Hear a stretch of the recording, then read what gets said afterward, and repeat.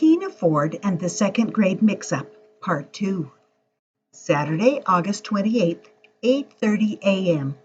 I am watching cartoons with Brian while we're waiting for Dad to pick us up to go to Maryland. We watch 2 cartoons every Saturday morning. The first cartoon is about machines that fight for no reason, and the second cartoon is about funny animals on a farm. When you have to watch one stupid cartoon before you get to watch a good cartoon, it is called a compromise. 6:30 p.m. I'm at Dad's house. Brian is playing with his friend Maryland Jason. I call him Maryland Jason because Brian has another friend named Jason in D.C. Brian says not to say Maryland Jason because it sounds dumb. And he also says not to call it playing because once you're older, you just call it hanging out. Since Brian went to Maryland Jason's, that means I got to talk to Dad alone. When I told him I was going to be in a class with a bunch of girls, he just smiled at me like it was funny.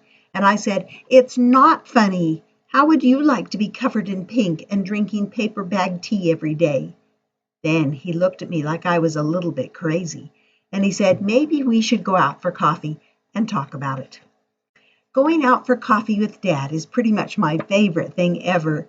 For one thing, I get to order for myself. I always order a decaf with skim milk, hold the coffee. When you say hold something, it means do not put that on my food. Like if you think spinach is nasty, you say hold the spinach, and then you don't get nasty spinach on your plate. This only works when you go out to eat, though. It doesn't work on Mom's or Dad's. They never, ever hold the spinach.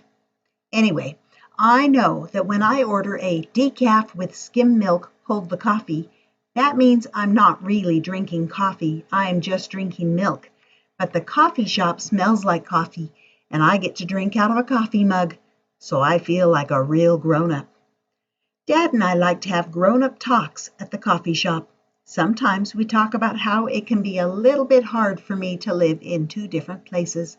Sometimes we talk about how I will try to stay out of trouble, so my teacher stops calling my dad's cell phone and using up his daytime minutes. Today we were talking about how super sad I was that Eric and I weren't going to be in the same class, and how I was going to be in a class with all girls. Not that I have a problem with girls. After all, I am a girl, right? But I don't like to wear skirts very much or play with dolls. I used to play with them sometimes, when I was really bored, but Brian would make fun of me. So now when I am really bored, I just play tic-tac-toe against myself. There is another teeny tiny reason why I don't want to be in a class with all girls.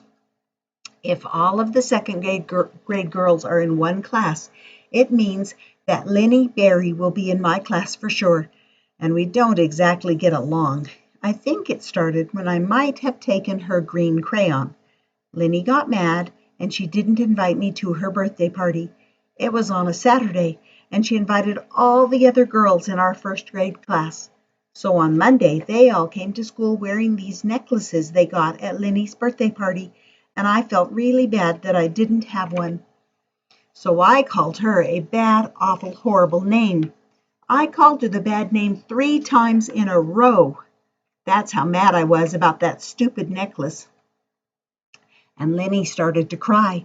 The teacher called my mom, but she was in a meeting. So then the teacher called my dad and used up some more of his daytime minutes. Lenny whispered that she hated me, but the teacher didn't hear. Then I got sent to Mr. Lemon, the timeout teacher, and we had that little mix-up with the jump rope.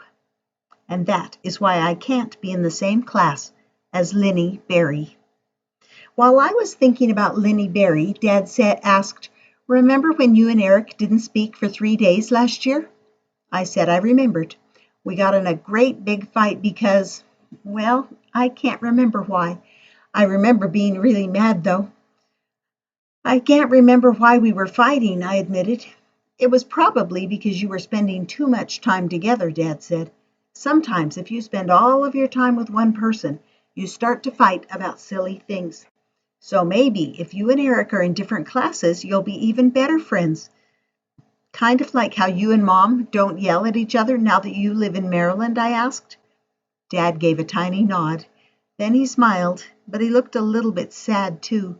Then he said we should probably go home. So I drank the rest of my milk really fast, and I wiped off my milk mustache without having to be told.